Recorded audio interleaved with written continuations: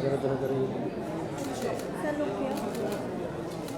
Sir आपने अपने जन्मदिन पे अपने क्लास को कैरी किया है, क्या कुछ कहना चाहेंगे आप?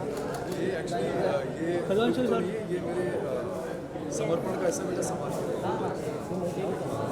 ये मेरा समर्पण है भगवान शिव को, और क्योंकि वो मेरे आराध्य हैं, मैं उनकी आराधना करता हूँ, मैं पूरी तरह से समर्पित हूँ महाकाल को। सब लोग जानते हैं कि मैं महाकाल को समर्पित हूँ, और शायद यही वजह है कि उनकी ही गाइडेंस से आज मैं यहाँ तक पहुँचा हूँ कि मुझे भगवान ने इतना सक्षम बनाया है कि मैं आज उनके लिए महारुद्राभिषेक कर पाया। और ये कोई आसान काम नहीं है, ये कोई छोटा काम नहीं है। एक पार्टी ऑर्गेनाइज करना बड़ा आसान होता है कि आपने फटाफट एक रेस्टोरेंट बुक किया, मेन्यू डिसाइड किया, और आपने ड्रिंक्स डिसाइड किए, और सब पार्टी सेट हो गई, लोग आते एंजॉय करते चले गए। But this is not everybody's cup of tea, because जैसे कहते हैं ना, तप करना इतना आसान नहीं होता। ये भी एक तरह से तप है। और मेरे जो गुरुदेव हैं, प्रदीप जी, एक मिनट आइए प्लीज़। मेरे गुरुदेव हैं, मैं आपको मिलाना चाहता हूँ उनसे, क्योंकि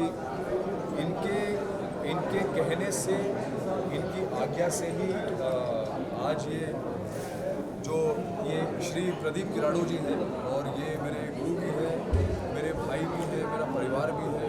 उम्र में छोटे हैं, कर्म में बहुत बड़े हैं मुझसे, तो इनकी आज्ञा से ही आज ये महारुद्राभिषेक हुआ है। क्योंकि इन्होंने बोला कि आप जो हैं, जैसे हैं, आप जिस धर्म को मानते हैं, सनातनी हैं आप, तो आप सनातन स्टाइल में ही अपना जन्मदिन मनाइए। और मुझे ऐसा लगा कि यार, इससे ज़्यादा बेटर कोई आइडिया नहीं हो सकता कि मैं एक ऐसी चीज़ कर सकूँ, ब्लेसिंग ले सकूँ। और मुझे लगता है कि हम में कहीं ना कहीं सब में ये चीज़ कहीं दब गई है, छुप गई है। तो उस चीज़ को मुझे लगता है कि थोड़ा सा जागृत करना ज़रूरी है। और आज मुझे लग रहा है कि हमने क्योंकि ऐसा किया है, तो ये करने से जब लोगों को दिखेगा कि यार, जन्मदिन अपना जो स्पेशल डे है, जिस तरह से मनाते हैं उस तरह से ना मना के अगर हम इस तरह से करें, तो शायद लोगों में ये जागरूकता भी आएगी कि धर्म कर्म भी जीवन में बहुत ज़रूरी है। लोगों ने कोविड के टाइम पे बहुत याद किया भगवान को, और कोविड गया तो सब भूल गए, फिर सब नाइट क्लब्स में चले गए। तो इसलिए today I think it is very important कि हम लोग अपने लाइफ में बैलेंस बना के चलें, धर्म का भी और कर्म। आज मैंने वही करने की कोशिश की कि कर्म तो मैं कर ही रहा हूँ, बट धर्म, सनातन धर्म का भी बैलेंस बना के बहुत ज़रूरी है चलना। और जब आपके पास प्रदीप जी जैसे गुरु हो, तो मुझे लगता नहीं है कि मेरे लिए ये भी ब्लेसिंग है, कि ये भी महाकाल की कृपा है कि ऐसे लोग मेरे जीवन में हैं जो मुझे सक्षम बनाते हैं ये काम करते हैं। सर सावन चल रहा है, सावन का ये लास्ट सोमवार अब पड़ने वाला है, और उस बीच में आपने ये रखा रुद्राभिषेक। तो ये पहले से प्रिपेयर था आपके लिए या फिर रिसेंटली? कुछ भी प्रिपेयर नहीं था। ये जन्मदिन मनाने की बात चल रही थी कि इनका जन्मदिन था। ऐसे ही बैठ के बात हुआ कि अपनी पुरानी संस्कृति में जन्मदिन बहुत बड़ा दिन होता है, जिससे पूरा साल चलता है। तो किसी के साथ बैठे थे कि भाई आप जन्मदिन पर क्या कर रहे हो, पार्टी कर रहे हो, अभी अपनी पार्टी चेंज करते हैं। क्योंकि जन्मदिन होता है पूरा साल का ताकत। अपने सनातन धर्म में, अपने जो ऋषि मुनियों ने, अपने जो शास्त्रों में लिखा हुआ है कि जन्मदिन पर पूजा पाठ और धर्म होना चाहिए, ताकि आप पूरा साल तक चले। तो ये कोई भगवान पर इनकी कृपा है कि इस अधिक मास होने के कारण इनका जन्मदिन सावन में आ गया, इधर सावन में नहीं आता। बिल्कुल बिल्कुल एकदम। तो ये कोई भगवान की, महाकाल की इन पर असीम कृपा थी कि अधिक मास होने की वजह से सावन आ गया। सावन आने की वजह से इन्होंने मेरी बात रखी, और इनसे मैं ये उम्मीद करता हूँ कि सनातन धर्म को लेकर और ये जन्मदिन का जो एक नया इतिहास इन्होंने बनाया, ये सब लोग। Thank you sir. Thank you thank you thank you. बहुत ज़्यादा शुभकामनाएं आपको।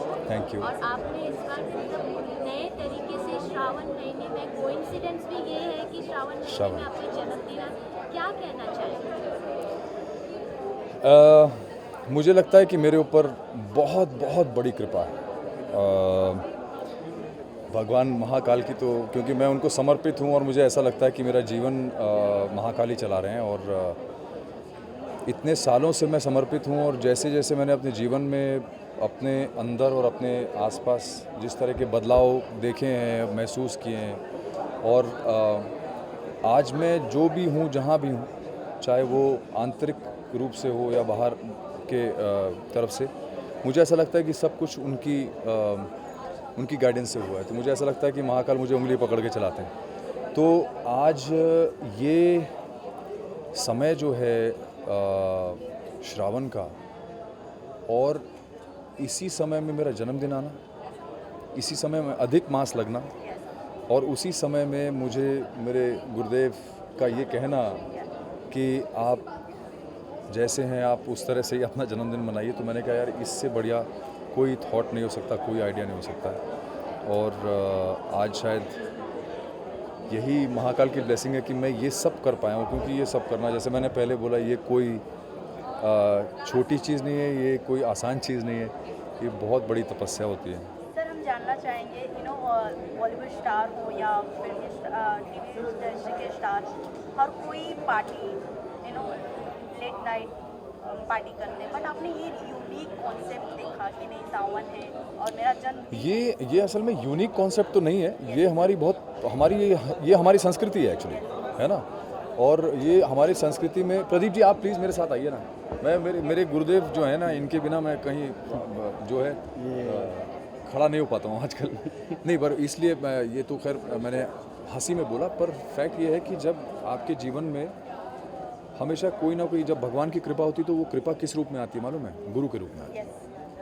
तो मुझे ऐसा लगता है कि मुझे भी इनके रूप में महाकाल की कृपा मिली, और आज वही वजह है कि मैं शायद इतना सक्षम हो पाया हूँ कि मैंने इतना बड़ा अनुष्ठान किया है, जो it's not very easy to do this, because इसमें बहुत तपस्या लगती है। और बहुत, आपने देखा मैंने आज 21 ब्राह्मणों के साथ मैंने महारुद्राभिषेक किया, और जब वो लोग जाप कर रहे थे तो वो जाप और उसकी ऊर्जा जो थी वो इतनी ज़्यादा स्ट्रॉन्ग थी कि हर आदमी एकदम मोहित होकर, मुग्ध होकर बैठा हुआ। और आप विश्वास करिए कि कोई प्लानिंग नहीं था ऐसा, खाली यही बात हुआ था कि आपका जन्मदिन कैसे मनाया जाना है। तो ट्रेंड क्या है, दवाई पी लो और धुआं उड़ा लो। लेकिन इनसे मेरा बात हुआ कि भाई जन्मदिन आ रहा है आपका, तो धुआं उड़ाओगे, दवाई पिलाओगे कि क्या करोगे? एक ही शब्द बोला, जैसा आप बोलेंगे।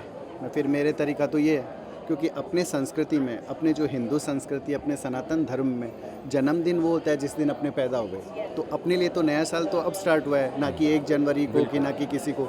अपना जन्मदिन, जिस दिन अपना जन्मदिन है उस दिन से अपना न्यू ईयर है। तो क्यों ना उस दिन भक्ति करे, पूजा पाठ करे। अब ये ख़राब क्यों हो रहा है सीन? क्योंकि जिस दिन पैदा हुए, जो अपना बड़ा धर्म है, उस दिन धुआं उड़ा रहे हैं, नशा कर रहे हैं, पूरा साल नशे में रहते हैं। मैंने इनसे खाली ये बात करी कि मेरा ये भाव है, क्योंकि इन्होंने मेरे को बहुत मान दिया, भाव दिया। मैं ये चाहता हूँ कि आपके जन्मदिन पर, और सबसे बड़ी चीज़ क्या है, भाई काज ब्राह्मण है, तो बहुत अच्छे से मेरी बात को समझ गए। बोले नहीं प्रदीप जी ये करते हैं। आप विश्वास करिए, इनकी वाइफ, इनके बच्चे मेरे को खुद बोले कि अगर इनके जन्मदिन की पार्टी में हमको 2 घंटा लगता है ऑर्गेनाइज़ करने में, इसको करने में 5 दिन लगे। 5 दिन से इतनी तैयारी हो रही है जैसे कोई घर में उत्सव हो रहा है कि घर में कोई प्रयोजन हो रहा है। मैंने बोला ना आपको, तपस्या है ये, इट इज़ नॉट ईजी। कहीं ना कहीं भोलेनाथ ने आपको एक नया दिशा दिखा दिया है। बिल्कुल, एकदम। मतलब अपने जन्मदिन को या हाँ, मैं वैसे भी पूजा पाठ अपनी रोज़मर्रा की ज़िंदगी में बहुत करता हूँ, पर मैंने कभी जन्मदिन पे हमेशा हमने यही सोचा ना, क्या चलो पार्टी करते हैं, लोगों को बुलाते हैं, खाना खिलाएंगे, तो आज भी आए हैं, पिलाएंगे, खाने तो वो आज सब भी करेंगे। खाए लोग। तो वो सब चीज़ें दिमाग से बिल्कुल हटा दी मैंने, और मैंने कहा नहीं यार, लोगों को खाना तो खिलाना है, लेकिन प्रसाद खिलाना है। और क्यों ना हम अपने ढंग से, अपने सनातनी धर्म के ढंग से ये चीज़ करें और परफॉर्म करें।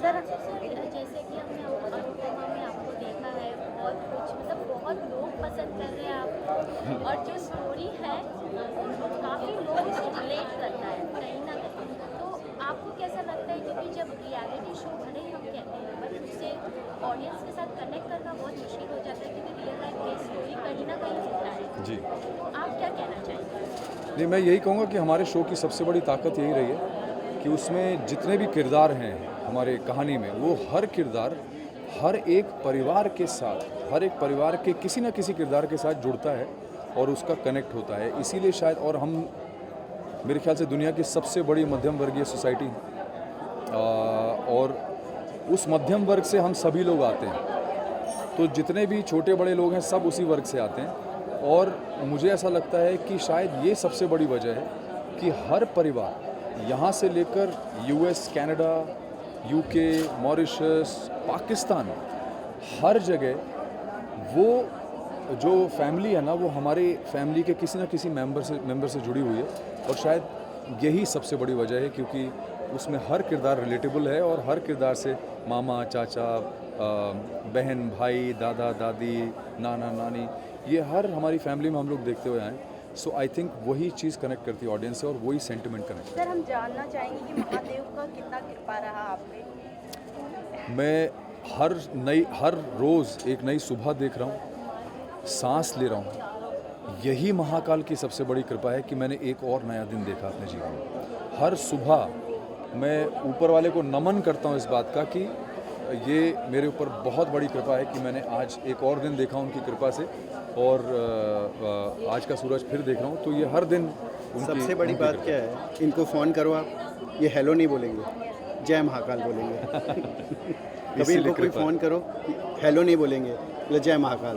लास्टली क्या मैसेज देना चाहेंगे इस तरह जन्मदिन जो मना? मैं आप सबसे मेरे ख्याल से यही प्रार्थना रहेगी कि आप सभी लोग अपने धर्म को अपनाएं और अपने बच्चों को भी। मुझे लगता है हमें अपने आजकल सोशल मीडिया के टाइम में जब पेशेंस इतना हो चुका है, जहाँ हम लोग इंस्टाग्राम पे भी सिर्फ 60 सेकंड के अंडर की परमिशन होती है कि उतना ही डाल सकते हैं, तो पेशेंस और वो सब चीज़ें इतनी कम हो चुकी हैं, शॉर्टकट्स इतने बड़े हो चुके हैं। तो आई थिंक हम सबको अपने बच्चों को संस्कृति, धर्म, ये सब सिखाना चाहिए ताकि बच्चे हमारे जागरूक हों और हमारी आने वाली जनरेशन्स जो हैं वो बहुत पावरफुल निकलें and not very weak and dependent on all the technology that we have today. और वो धर्म से ही बढ़ सकती है, धर्म से ही possible। धर्म से ही बढ़ सकती है।